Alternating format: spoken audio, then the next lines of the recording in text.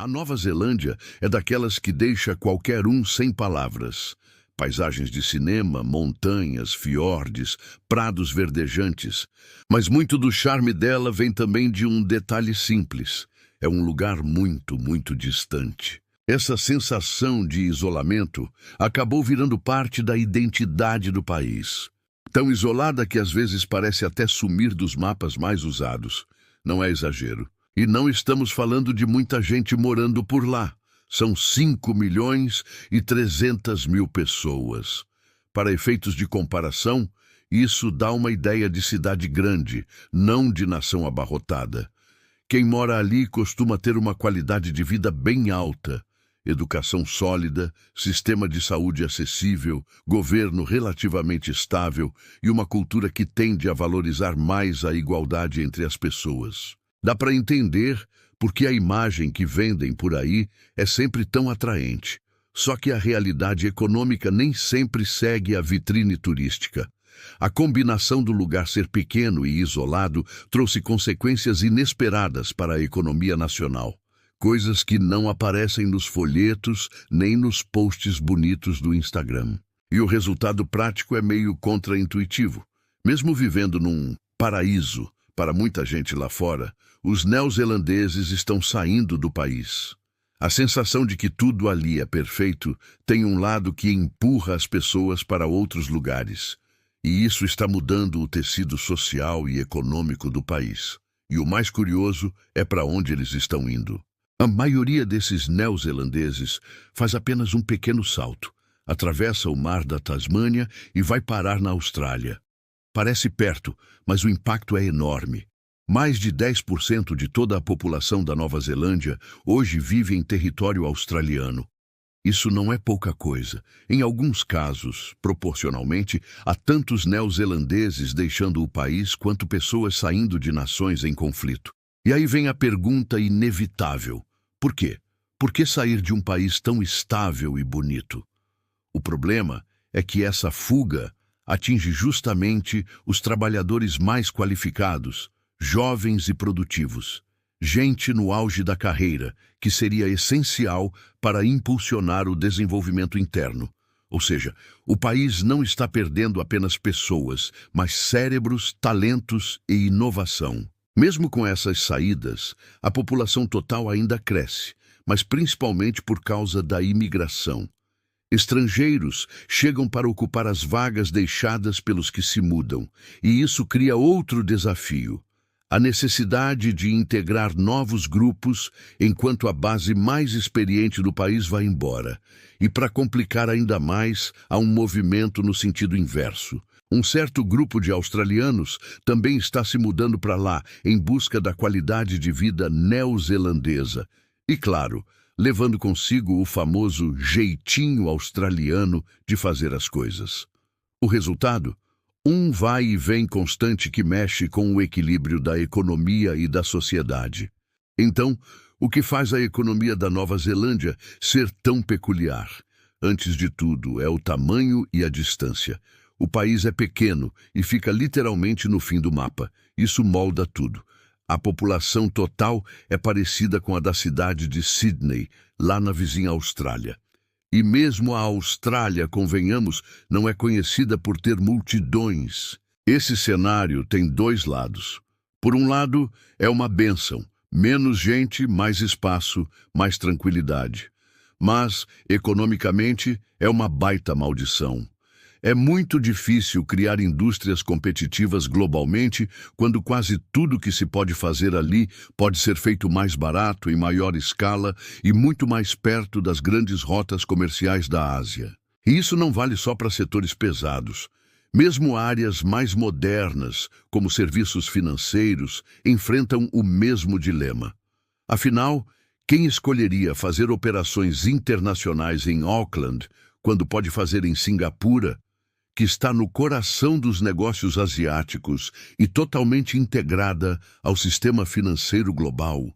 Mesmo para quem quer atuar especificamente no Pacífico Sul, Sydney acaba sendo a opção lógica. Tem moeda mais forte, mercado maior e mais conexões. E como Austrália e Nova Zelândia têm laços políticos e comerciais tão estreitos, uma empresa internacional pode atender o mercado neozelandês perfeitamente bem a partir do lado australiano. Essa proximidade é um fator enorme e precisa ser lembrada o tempo todo. O ponto é simples: na Nova Zelândia só permanecem os setores que realmente precisam estar lá. Turismo, serviços locais, finanças internas e algumas operações marítimas regionais ainda têm seu espaço. Mas em proporção à população, que é minúscula, não há demanda para muito mais do que isso. Um dos setores que mais se destacam é o da agricultura. A Nova Zelândia é uma das nações mais produtivas do mundo nesse ramo, e isso é bem incomum para um país tão desenvolvido. As terras são férteis. Há muita água, e o uso de tecnologia avançada transformou a fazenda tradicional num negócio de exportação de alto valor, especialmente voltado para a Ásia, onde há uma demanda gigantesca por alimentos. Mas apesar desse sucesso, a maioria dos neozelandeses urbanos e bem-educados não se imagina trabalhando no campo. E, para ser sincero, nem há tantas vagas assim. As fazendas por lá são extremamente eficientes, mecanizadas e de alto investimento. Isso significa menos necessidade de mão de obra humana e, consequentemente, menos oportunidades de emprego nesse setor.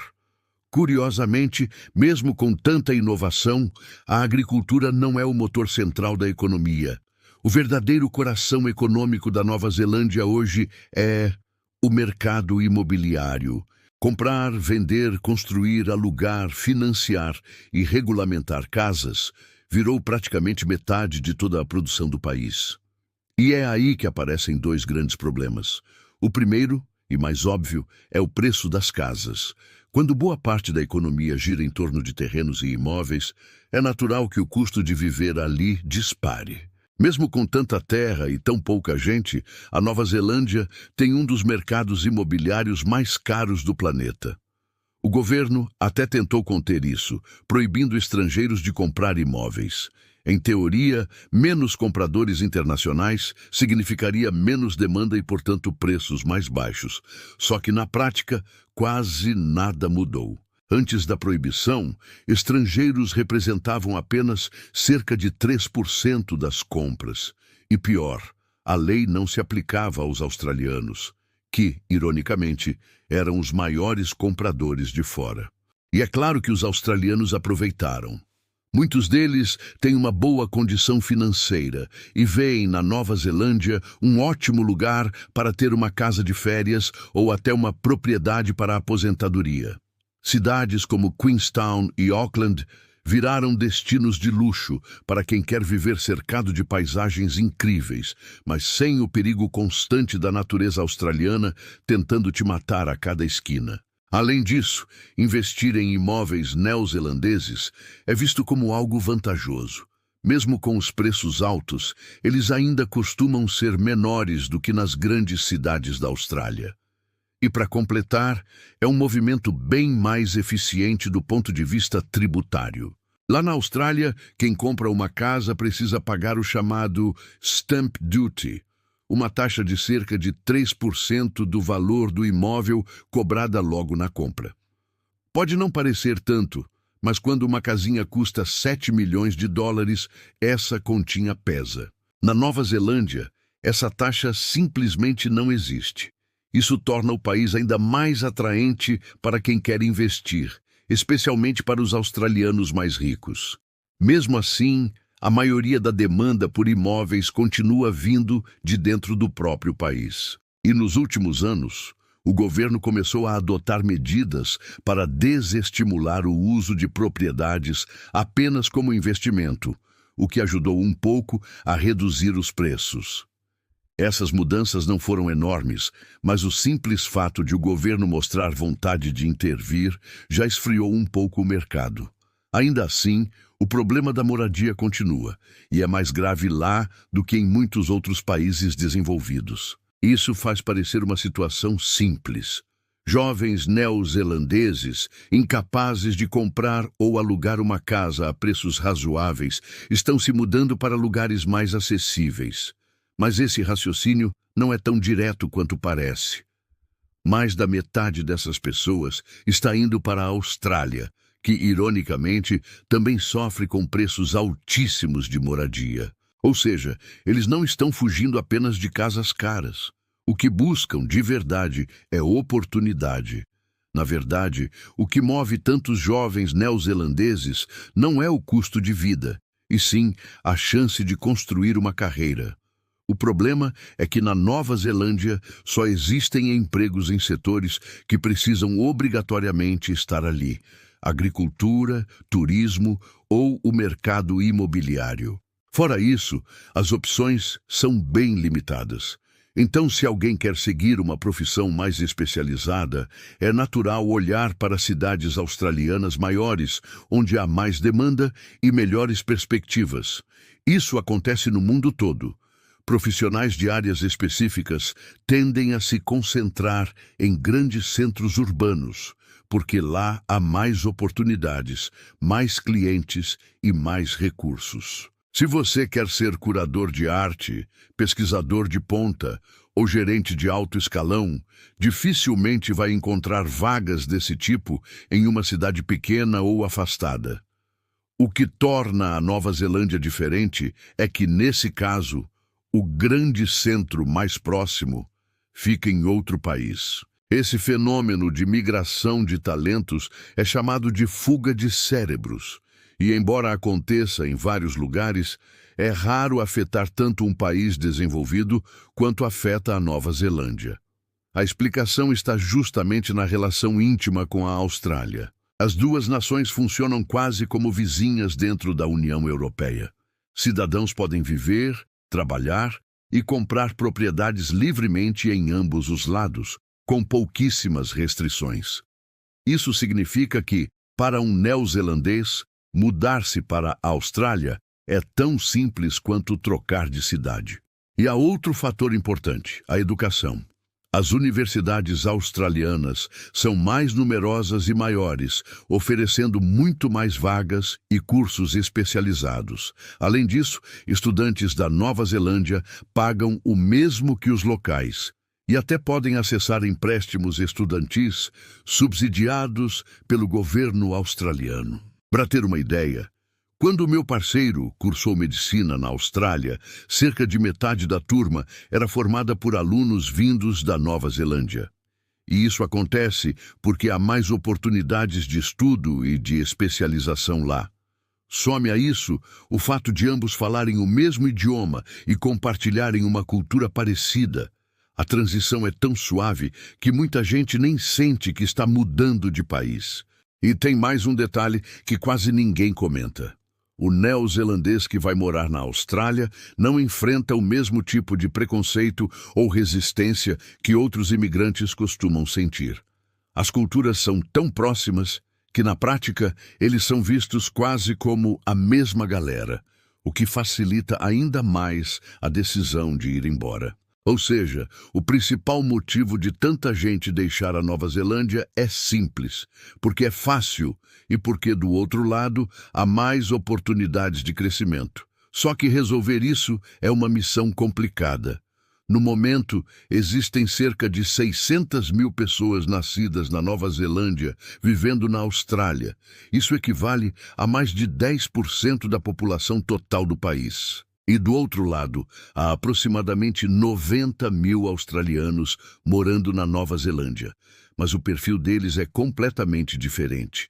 Geralmente são aposentados ou pessoas ricas buscando tranquilidade, não trabalhadores ativos. Para compensar essa perda constante de jovens qualificados, a Nova Zelândia tem recorrido à imigração. O governo tem trazido profissionais estrangeiros, principalmente de grandes cidades asiáticas, para preencher as lacunas deixadas por quem sai. Só que até isso está gerando outro problema. Muitos desses imigrantes acabam indo embora também. Adivinha para onde? Exato, para a Austrália. Isso criou uma fama estranha para o país. Há de ser uma espécie de porta dos fundos para quem quer chegar a cidades como Sydney ou Melbourne. É mais fácil conseguir vistos de trabalho, residência e até cidadania na Nova Zelândia. O país precisa repor sua mão de obra na final.